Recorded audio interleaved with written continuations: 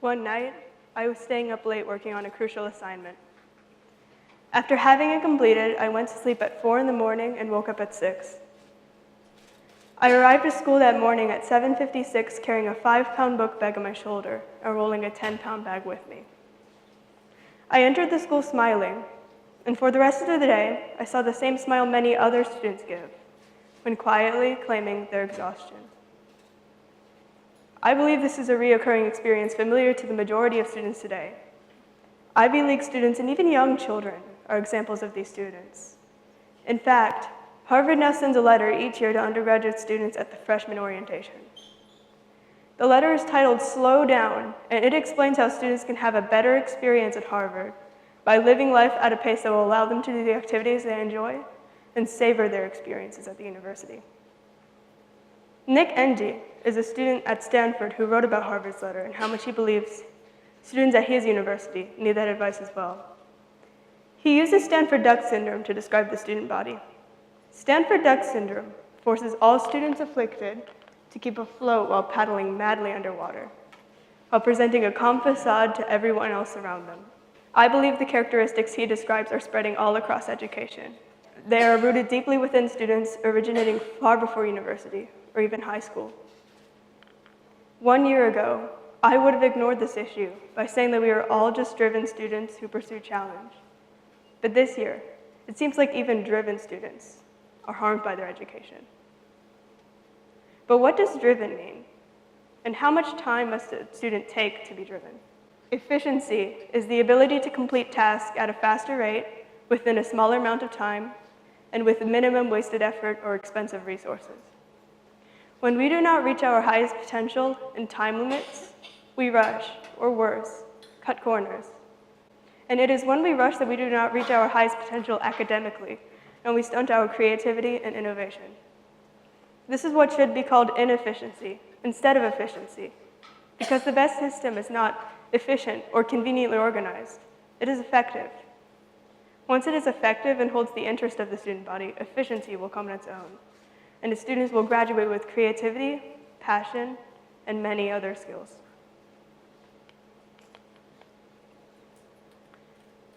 Our current educational system was constructed with goals inspired by the Enlightenment during the economic industrial revolution. But this system, which introduced standardization, is not suitable to train students for the amount of opportunities they are encouraged to pursue today. People who are greatly successful with the system created great things from a system that provided them little. But today, the pressure for students to create and innovate in school, and outside of school, more importantly, has increased as new practices are being discovered and created. But the system has only decreased its support for such things, such time for students to innovate in school. Moreover, we are under the assumption that we can only improve academic achievement by ensuring more student assessment, implementing high-stakes standardized tests, and providing more resources from large educational publishing companies, which may not be the most effective educational method. This system still standardizes students to have the same skill set. Efficiency is one of those skills, but it harms academic lives of regular students, honor students, at-risk, and even special needs students. Sirken Robinson describes how students are generally conformed by the education system, not only by efficiency, but by other characteristics as well. By conformity, he means the institutional tendency to judge students by one single standard of ability, and to treat those who simply don't meet it as less able or disabled, as deviations from what is considered normal. The alternative to conformity is celebrating diversity. He states that students have many different talents that should be fostered in similarly diverse ways. I believe the diversity of student body needs more of this recognition and celebration, especially in this example. In a separate piece by John Knowles, Chet Douglas is a character who describes this point very well. Jean, who is the protagonist, describes Chet Douglas, and both of them live at a private school during World War II. But Chet is to be drafted in a matter of months. But in his last few months, he pays no mind to the war and becomes fascinated in his education. But it is because of his own creativity and curiosity for learning itself that he starts failing his classes. Gene is relieved when this starts happening because he wants himself to become valedictorian. And he works on each topic with equal effort as if they are all the same. And solely meeting objectives is how he becomes valedictorian. Chet Douglas was also once a high-achieving student, but now he is failing because his education works at a pace which is incompatible with the passionate and innovative students longing for an in-depth study.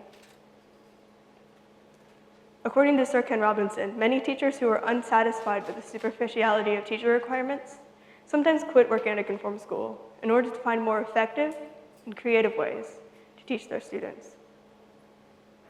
In order to further explore this perception of standardization and conformity in education, I created a survey for the students and teachers at my school, Mountain Brook Junior High. The survey focused more specifically on student efficiency as a result of the increasing emphasis and culture of speed in education. 386 students and 38 teachers responded to the survey. In the survey, I asked questions to students in grades 7, 8, and 9 about student efficiency, their work speed, what their passions are in and outside of school, and what skills they value. When the results came in, I noticed some trends. The first thing I noticed was how little students spent completing stages of essay writing. When a teacher assigns an essay, students can spend any amount of time on each step before the deadlines. And a student's decision normally depends on how far they want to take their analysis of the text. 80% of students claim they spend 2 hours or less writing the outline for an essay, when normally given 3 to 4 days to plan it.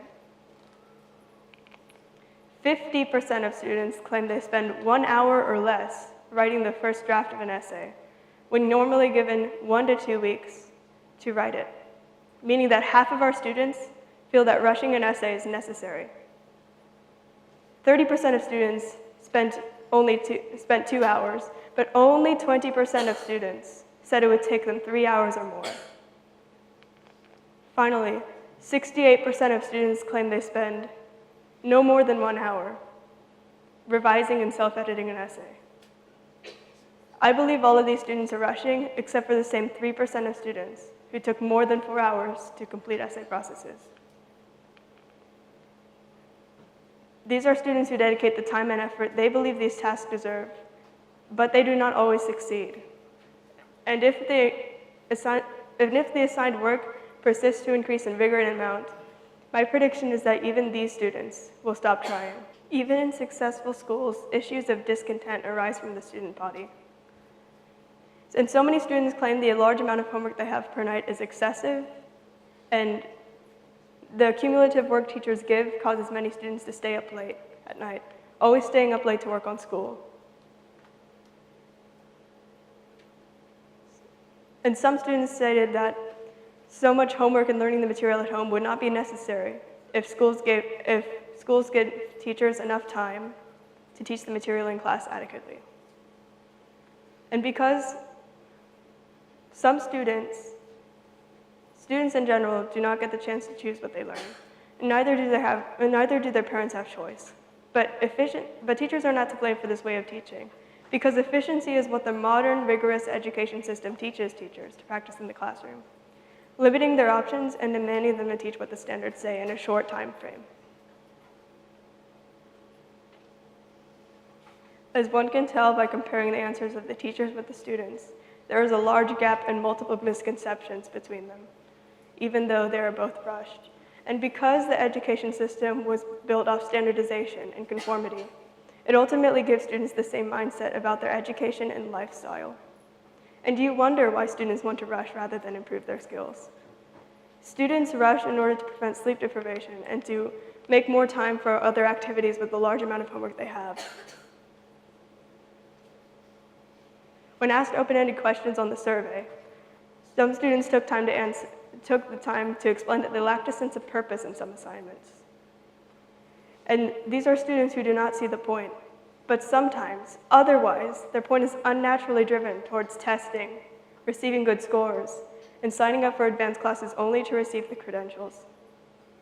These are students who learn that being efficient is admirable by colleges, and rushing is essential to being efficient. And those students who insist on never breaking academic honesty policies, never turning anything in that is below the best work they can do, and always trying to learn or gain something from all the material, are punished by time limits, conformity, and the title inefficient. And if new standards are introduced, and the workload of both teachers and students alike increase, these students who are trying to do school the right way, those inefficients will realize that they cannot be successful in a rigorous and interesting class, but all their efficient classmates will. And this is likely to happen to the same minority of students who chose more than 4 hours for essay processes. But this does not include the large amount of student victims who are already conformed by this rushed academic system. In reality, students should not be judged with time limits, nor by their weaknesses. A system which does not teach students critical skills, which they want, is not efficient at all. It's not even organized. In my research, 225 people want creativity. 178 students want to learn for the future, and hundreds of others want to do so much more. Students are not usually given as many chances to research for individual interests as they wish to. I asked students in my survey if they would ever like to follow a career in research or follow any long-term project in the future. The minority said yes. The second minority, however, said no, but 57.3% said maybe. Finally, I asked students if there was anything else they would like me to know about efficiency, and some gave me outstanding answers specific to their noticings on the topic. Tens of students stated that Mountain Brook is too much homework, but so many more said that the school system as a whole would be better if it gave students more time, less assignments, and better understanding. If this can happen in an education system so successful and fortunate as Mountain Brook, one of the top K-12 schools in the state of Alabama, imagine what the system's culture does to students in need of more opportunities. Those students have just as much potential to succeed as we have, but no student innovation should be stunted by the urgency of rushing taught by America's schooling. To some degree, all students are Chet Douglases, and in one way or another, the system of rushing, exhaustion, misunderstanding, student efficiency, and deprivation of more valuable skills is sending all of our brilliant students, sending our Chet Douglases to war. Competition, fulfilling specific high school-focused standards, gaining taxpayer money, and ranking higher than other schools are all goals that should be reevaluated with an open mind. Because war should not exist in education, and education should be about learning. We need to reform the system for a less efficient, less vigorous, and more effective system for students to learn. But it is not up to me to decide alone what we as a community, society, and world should do. What I encourage is that we at least discuss this topic, do not let this issue remain ignored, and construct solutions together. The structure of schools should include more involvement from the students, parents, and teachers, the people who are most affected by it. The best kind of reform should begin from the ground up. The best kind of reform should include the students, parents, and teachers, and educational leadership at the local level, and gradually rise to the state and national level. The structure of schools needs reevaluation for the betterment of schools across the nation. We need to think about what we specifically want to accomplish with education, and that is what we need to pursue as activists and people deeply involved in it. I assure you the changes we make to the system will improve the culture of education. Let's challenge ourselves as students, parents, teachers, and leaders to fulfill our mission and vision for education. Thank you.